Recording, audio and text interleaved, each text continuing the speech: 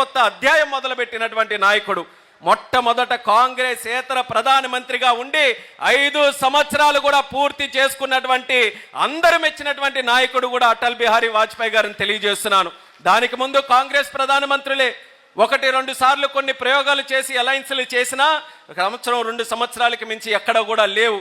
అటువంటిది అటల్ బిహారీ వాజ్పేయి గారు వచ్చి ఆ రోజు నేషనల్ డెమోక్రటిక్ అలయన్స్ కింద 99లో ఫారం చేస్తే అందరి తాలూకా సమాలోచనలతో అందరినీ కూడా కలుపు కట్టుకొని ముందుకు వెళ్ళి ఈ దేశంలో కాంగ్రెసేతర పార్టీలు కూడా ఉన్నాయి, వాళ్ళందరూ కూడా కలిసి ఈ దేశ రాజకీయాలని శాసించవచ్చు, ప్రజలకి మంచి సేవ చేయొచ్చని అటల్ బిహారీ వాజ్పేయి గారి తాలూకా పునాదే ఈరోజు రాజకీయ ప్రాంతీయ పార్టీలకు కూడా ఒక ఊపిరి పోసినట్టు విధంగా ఆ రోజు చేశారని తెలియజేసుకుంటున్నాను.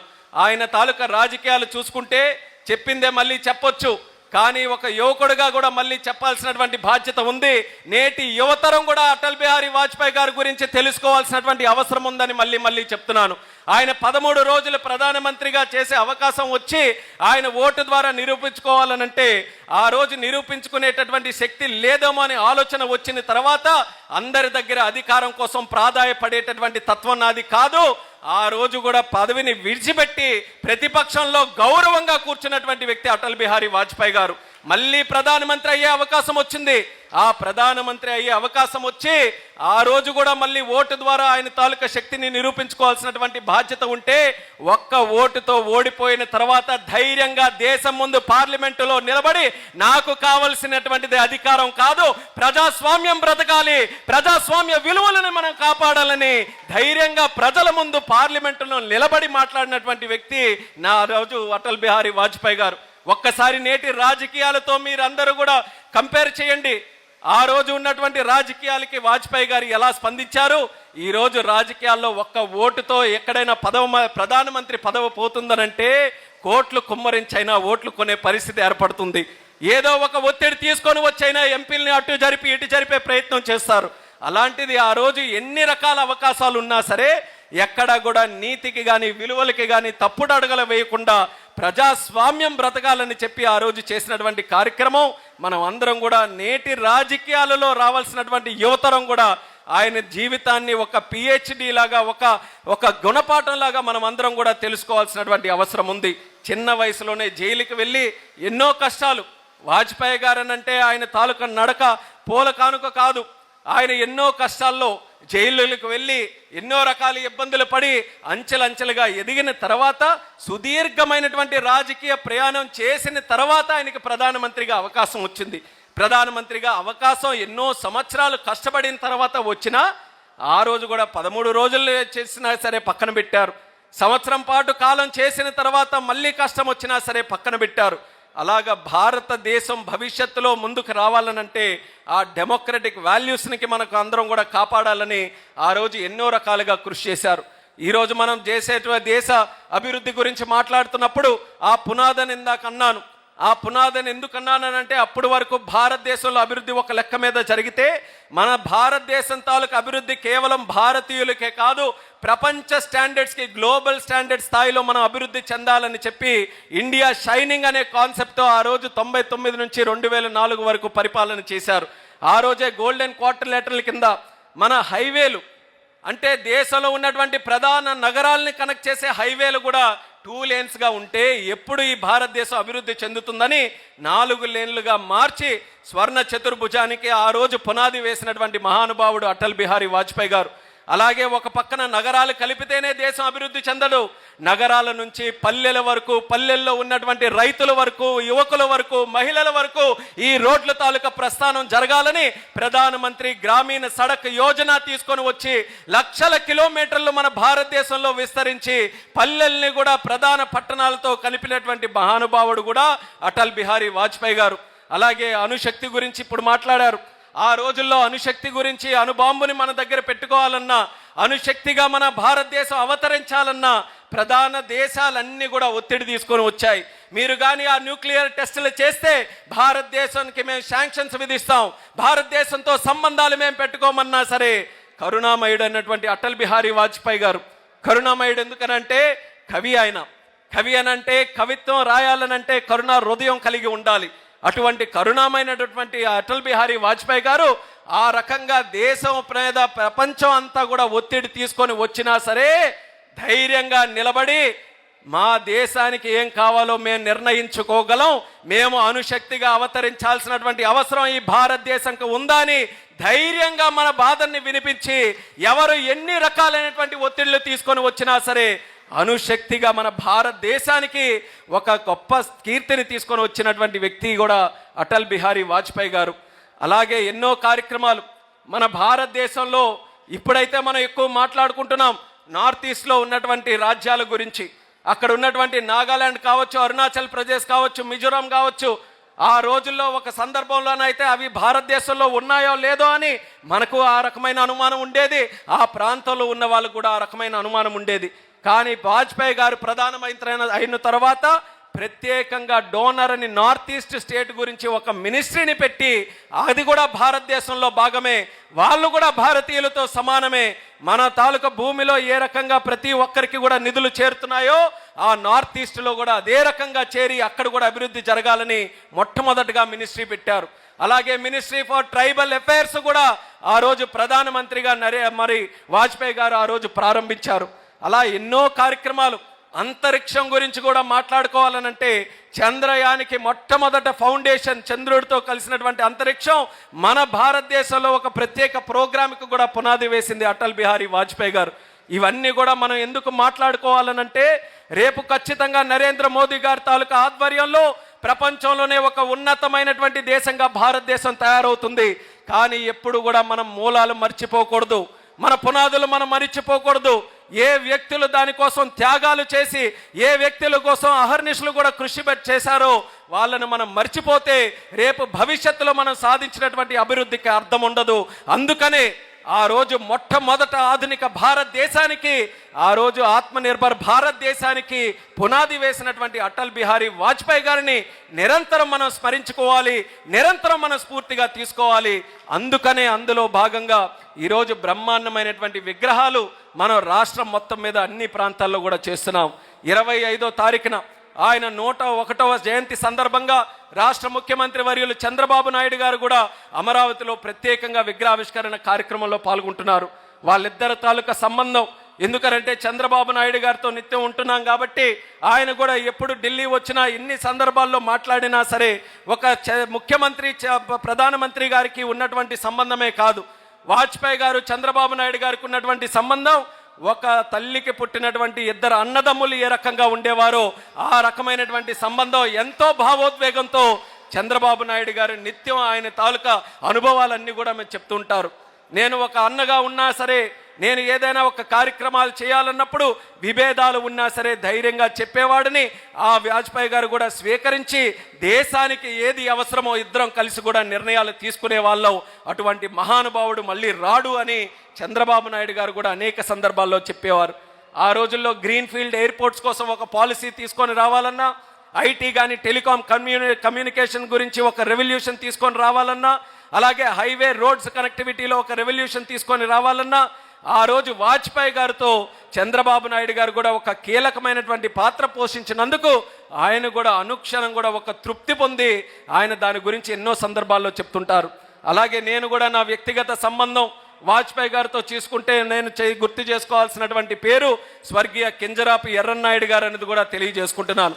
ఎర్రన్నాయుడు గారి తాలూకా జీవిత చరిత్ర తిరగేస్తే 3 వ్యక్తులు కనిపిస్తారు. అందులో మొట్టమొదటిది విశ్వవిఖ్యాత నట సార్వభౌముడు స్వర్గీయ నందమూరి తారక రామారావు గారు. 1983లో తెలుగుదేశం పార్టీ పోటీలు చేస్తున్నప్పుడు కొత్తగా చదువుకున్నటువంటి యువకులు రాజకీయాల్లోకి రావాలి, వాళ్ళ ద్వారా ఈ ఆంధ్రప్రదేశ్ రాష్ట్రం తాలూకా ముఖ చిత్రాన్ని మనం మార్చాలని ఆ రోజు లాయర్గా చదువుకున్నటువంటి ఒక కుటుంబం, ఒక సాధారణమైనటువంటి కుటుంబం శ్రీకాకుళం జిల్లాలో ఎర్రన్నాయుడు గారికి ఒక అవకాశం ఇస్తే అక్కడ నుంచి ఎర్రన్నాయుడు గారి తాలూకా రాజకీయ ప్రస్థానం మొదలైంది. అందులో రెండవది నారా చంద్రబాబు నాయుడు గారు.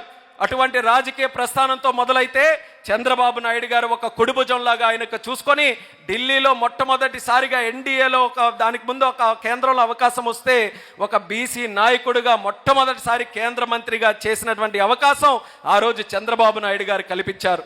అయితే దాని తర్వాత 99లో ఎర్రన్నాయుడు గారు తెలుగుదేశం పార్టీ పార్లమెంటరీ పార్టీ అధ్యక్షుడిగా పార్లమెంటులో ఉంటే ఆ రోజు 5 సంవత్సరాలు కూడా ఆయన సంపాదించుకున్నటువంటి కీర్తికి కారణం ఆ రోజు ప్రధానమంత్రిగా ఉన్నటువంటి అటల్ బిహారీ వాజ్పేయి గారు అనేది గర్వంగా ఈ సందర్భంగా తెలియజేస్తున్నాను. ఆయనకి ప్రత్యేకమైనటువంటి బలం ఆ రోజు ప్రధానమంత్రిగా వాజ్పేయి గారే. ఆ రోజు ఇప్పుడే చెప్పాను, అలయన్స్లో ఎన్డీఏ అలయన్స్, ఆ రోజు ఎన్డీఏ అలయన్స్ ఉంటే ఎప్పుడు కూడా అంటుంటారు రెయిన్బో అలయన్స్ అని, ఇంద్రధనస్సు లాంటి అలయన్స్. ఇంద్రధనస్సులో మీరు చూస్తే 7 రంగులకి కూడా సరి సమానమైనటువంటి భాగం. అందులో పార్టీ ఒక పెద్దది ఉండొచ్చు, పార్టీలు చిన్న ఉండొచ్చు, కానీ వాజ్పేయి గారి సమయంలో ఉన్నటువంటి ఆ ఎన్డీఏ ప్రభుత్వంలో అద్భుతం ఏంటంటే పెద్ద పార్టీ అయినా చిన్న పార్టీ అయినా అందరికీ కూడా సముచితమైన స్థానం, సముచితమైనటువంటి గౌరవం ఇచ్చినటువంటి పెద్ద మనిషి అటల్ బిహారీ వాజ్పేయి గారు. ఆ రోజుల్లో పార్లమెంటు జరిగితే 11 గంటలకి పార్లమెంటు సమావేశాలు ప్రతిరోజు కూడా మొదలవుతాయి. కానీ 10వ గంట కల్లా వాజ్పేయి గారు ప్రధానమంత్రిగా ఎర్రనాయుడు గారికి ఫోన్ చేసేవారు. ఎర్రనాయుడు ఏంటి ఈరోజు బిజినెస్ అని చెప్పి, ఈరోజు ఈ ప్రధానమైనటువంటి బిల్లు వస్తుంది, ఈరోజు ఎజెండాలో ఈ ముఖ్యమైనటువంటి అంశాలు ఉన్నాయి, మీరు మీ నాయకుడు చంద్రబాబు నాయుడు గారితో మాట్లాడి మీ సహకారం ఇందులో అందించాలి, దేశం కోసం అందరం కూడా కలిసి పని చేయాలని ప్రతిరోజు కూడా ఆ రోజు ఉన్న పార్టీలకి ఆయన చేయాల్సినటువంటి అవసరం లేకపోయినా ఒక రాజనీతిజ్ఞుడిగా ఎన్డీఏ ఎయిర్లైన్స్కి బాధ్యుడిగా అందరినీ కూడా సముచిత స్నానంతో గౌరవంతో ముందుకు తీసుకొని వెళ్ళాలని ప్రతిరోజు అంత సత్సంబంధాలు మెయింటైన్ చేశారు. కాబట్టి ఈరోజు ఎన్డీఏ ప్రభుత్వానికి ఆ రకమైనటువంటి సంబంధాలు వచ్చాయి. కుటుంబాల్లో కూడా అప్పుడప్పుడు గొడవలు వస్తాయి, కానీ దూరం అవుతామా? అలాగే ఎన్డీఏ ప్రభుత్వంలో మన తాలూకా కూటమి పార్టీలు అన్నీ కూడా మధ్యలో ఎటువంటి అవరోధాలు వచ్చినా సరే తిరిగి ఒకే గూటికి చేరుకున్నట్టుగా మళ్ళీ మన రాష్ట్రంలో అందరం కూడా కలిసి కట్టుగా ఒకే ప్రయాణం కోసం ముందుకు నడుస్తున్నాం. ఆ ప్రయాణం తాలూకా లక్ష్యం ఆంధ్రప్రదేశ్ రాష్ట్ర అభివృద్ధి, స్వర్ణాంధ్రప్రదేశ్ తయారు చేయడం, అలాగే మరొక పక్కన వికసిత భారతదేశం తయారు చేసుకోవడం. ఇవన్నీ జరగాలనంటే నాయకులుగా వాళ్ళు సిద్ధపడ్డారు. నరేంద్ర మోదీ గారు లక్ష్యంతో సిద్ధపడ్డారు. రాష్ట్ర ముఖ్యమంత్రి వర్యులు చంద్రబాబు నాయుడు గారు సిద్ధపడ్డారు. ఉప ముఖ్యమంత్రి వర్యులు పవన్ కళ్యాణ్ గారు సిద్ధపడ్డారు. నాయకులుగా మనం సిద్ధపడాలి, దానితో పాటు ప్రజలు కూడా సిద్ధపడాలి. గతంలో కూడా మనం చూసాం, ఎక్కడ 5 సంవత్సరాలు నీట్గా మనం అన్ని చెట్టు అంతా కూడా తయారు చేసి తీరా పళ్ళు వచ్చేటటువంటి టైంకి కషాయుడికి ఇస్తే పళ్ళు కట్ చేయడమే కాకుండా చెట్టు కూడా నరికేసి వెళ్ళిపోయే పరిస్థితి ఆంధ్రప్రదేశ్ రాష్ట్రంలో వచ్చింది. అంత దౌర్భాగ్యం మనం ఎందుకు? కల్లారా అన్ని విషయాలు తెలిసి కల్లారా ప్రతి ఒక్కరు కూడా ఈరోజు ఆంధ్రప్రదేశ్ రాష్ట్రంలో ఓటర్లు ఎవరు కూడా అమాయకులు ఎవరు కాదు. ఆవులు ఇస్తే పేగులు లెక్కెట్టేటట్టున్నారు 5 కోట్ల మంది ఆంధ్రప్రదేశ్ రాష్ట్ర ప్రజలు.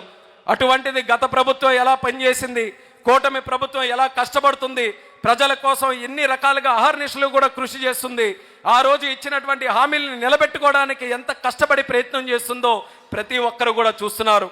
అటువంటి రాష్ట్ర ప్రజలందరికీ కూడా మరొకసారి తెలియజేసుకుంటున్నాను, ఈరోజు మళ్ళీ ఒక మహావృక్షం తయారు చేయాలనంటే 1 రోజు 2 రోజులో సంవత్సరమో 2 సంవత్సరాల పని కాదు. 10 సంవత్సరాలు, 15 సంవత్సరాలు, 20, 30, 40 సంవత్సరాలు ఒక విజన్తో ఎప్పుడైతే కలిసికట్టుగా ముందుకు వెళ్తామో ఆ రోజే మనం అనుకున్నటువంటి లక్ష్యాలన్నీ కూడా సాధించుకోవచ్చు. 96లో ఆ రోజు విజన్ 2020 అని హైదరాబాద్లో విత్తనం వేస్తే తీరా 2020 సంవత్సరానికి వచ్చినప్పుడు హైదరాబాద్లో అడుగు పెడితే ఆ రోజు గ్రాఫిక్స్ అని ఎవరైతే నవ్వి దుమ్మెత్తి పోసారో ఆ 2020 నాటికి ఆ గ్రాఫిక్స్ అసలు సెసలైన రియాలిటీగా మార్చి ఎలాగుంటుందో హైదరాబాద్లో మనం ప్రత్యక్షంగా చూసాం. అటువంటి విజన్ ఉన్న నాయకుడు నారా చంద్రబాబు నాయుడు గారు.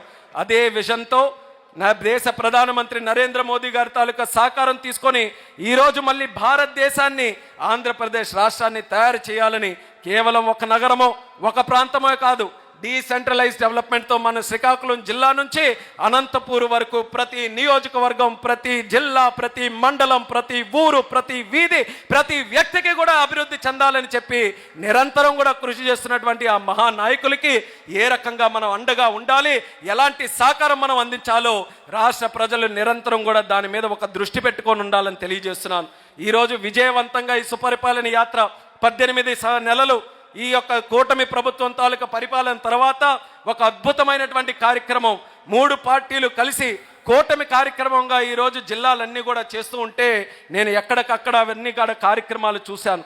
అన్ని దగ్గరలో కూడా బ్రహ్మాండమైనటువంటి రెస్పాన్స్తో పబ్లిక్ అందరూ కూడా పార్టిసిపేట్ చేసుకొని ఎక్కడ ఈరోజు కూడా భీమవరంలో ర్యాలీ చేసుకుని వెళ్తే ప్రజలందరూ కూడా రోడ్డు మీదకు వచ్చి ప్రతి ఒక్కరు కూడా చిరునవ్వుతో పలకరించి నమస్కారం పెడుతున్నారనంటే అది కూటమి ప్రభుత్వానికి ఎంత పెద్ద బలం, ఎంత ఆశీర్వాదం ఈరోజు రాష్ట్రంలో అందుతుందో ఒక్కసారి మనం అందరం గమనించాలి.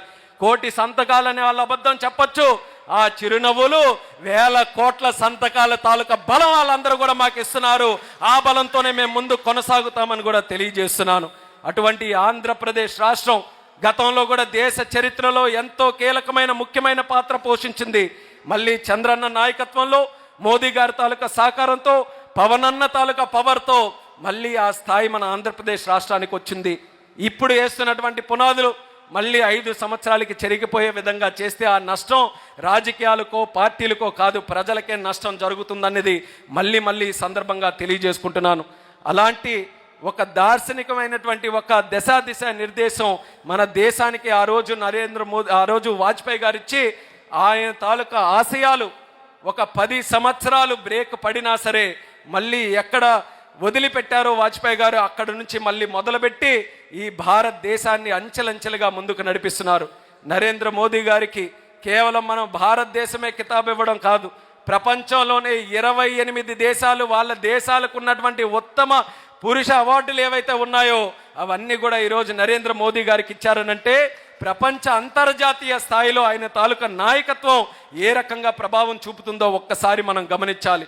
అటువంటి యొక్క భారతదేశానికి కేవలం ఒక డామినెంట్ కంట్రీగానే చేయడం కాదు, విశ్వబంధువుగా అందరికీ కూడా సరిసమానంగా చూసుకొని మన తాలూకా అభివృద్ధి 10 మందికి కూడా ఉపయోగపడాలి, 10 దేశాలు కూడా ముందుకు నడిచే విధంగా ఉండాలని అందరికీ కూడా కలుపుకొని వెళ్ళేటటువంటి భావంతో ఈ భారతదేశం ముందుకు వెళ్తుంది. ఆ భావం కేవలం ఢిల్లీలో ఉండిపోయినా, అమరావతిలో ఉండిపోయినా, ప్రధాన నగరాల్లో ఉండిపోతే దేశం ముందుకు నడవదు.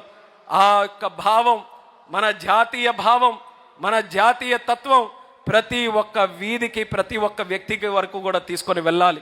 దానికోసం వాజ్పేయి గారు నిరంతరం కూడా కృషి చేశారు. అసలు అంత కీర్తి 50 సంవత్సరాలకు పైగా పార్లమెంటు తాలూకా ఎక్స్పీరియన్స్ అని అంటే ఈరోజు ఎలాంటి తపస్సు తలకిందల తపస్సు చేసినా అలాంటి ఎక్స్పీరియన్స్ రాదు. అటువంటిది ఎన్నో ప్రధానమంత్రులు, ఎన్నో ప్రభుత్వాలు చూసి ఆ రకంగా ఆయన నిలదొక్కుని ప్రజల పక్షాన నిరంతరం కూడా పోరాటం చేస్తూ అంత ఎక్స్పీరియన్స్ సంపాదించుకున్నటువంటి మహానుభావుడు ఖచ్చితంగా ప్రతి ఒక్క ప్రాంతంలో స్ఫూర్తినిచ్చే విధంగా భారతదేశం నిన్న, ఈరోజు, రేపు నిరంతరం కూడా గర్వించేటటువంటి వ్యక్తి అటల్ బిహారీ వాజ్పేయి గారి కింద మనమందరం కూడా ఆయన తాలూకా ఆశయాలు మోదీ గారితో సహా, మన చంద్రబాబు నాయుడు గారితో సహా, పవన్ కళ్యాణ్ గారితో సహా మనమందరం కూడా ఆయన తాలూకా ఆశయాలు ముందుకు నడిపించాలని మళ్ళీ తెలియజేసుకుంటున్నాను. ఈరోజు ఈ కార్యక్రమంలో మాట్లాడితే మీ అందరితో పాటు నాకు కూడా ఒక పాఠం చెప్పినట్టుగా వాళ్ళ తాలూకా స్పీచ్లన్నీ కూడా విన్నాను. ఎంత అద్భుతమైనటువంటి రాజకీయమో వాజ్పేయి గారిది మరొక్కసారి తెలియజేసుకున్నాను. ఆయన మీద ఉన్నటువంటి ప్రేమ, ఆయన మీద ఉన్నటువంటి అభిమానం, ఆయన ఎప్పుడు కూడా స్ఫూర్తిగా పొందేటటువంటి ఆ తత్వం నాకు మరింత ఈ కార్యక్రమంలో పాల్గొన్న తర్వాత మరింత పెరిగిందనేది కూడా గర్వంగా ఈ సందర్భంగా తెలియజేసుకుంటున్నాను.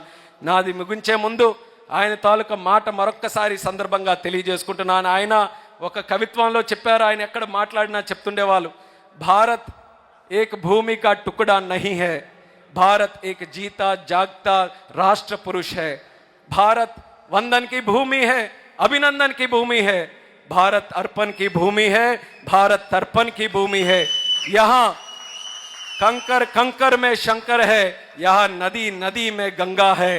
मैं जीऊंगा तो भारत के लिए, मैं मरूंगा तो भी भारत के लिए। मेरे मरने के बाद मेरे अस्थियों गंगा में बहते हुए उसको कान लगाकर भी आप सुनेंगे तो आपको एक ही आवाज सुनाई देगी, भारत माता की जय, भारत माता की जय, भारत माता की जय। భారతదేశం ఒక భూమిలో ఒక మొక్క కాదు, భారతదేశం ఒక జీవిస్తున్నటువంటి ఒక యుగ పురుషుడు లాంటిది. ఈ భూమిలో వందనం ఉంది, ఈ భూమిలో అభినందనం ఉంది, ఈ భూమిలో అర్పణ ఉంది, ఈ భూమిలో తర్పణం ఉంది. ఈ భూమిలో ఉన్నటువంటి ప్రతి నది గంగాతో సమానం, ఈ భూమిలో ఉన్నటువంటి ప్రతి కంకర కూడా శంకరుడితో సమానం. అటువంటిది నేను జీవిస్తుంటే భారతదేశం కోసం, నేను మరణించిన భారతదేశం కోసం, నేను చనిపోయిన తర్వాత నా అస్థికలు గంగాలో కలిపి మీరు ఆ అస్థికలకి చెవుల దగ్గర పెట్టుకొని విన్న ఒకే ఒక్క శబ్దం చేస్తాయి, అది భారత్ మాతా కీ జై, భారత్ మాతా కీ జై, భారత్ మాతా కీ జై, వందే మాతరం, జై హింద్, జై భారత్.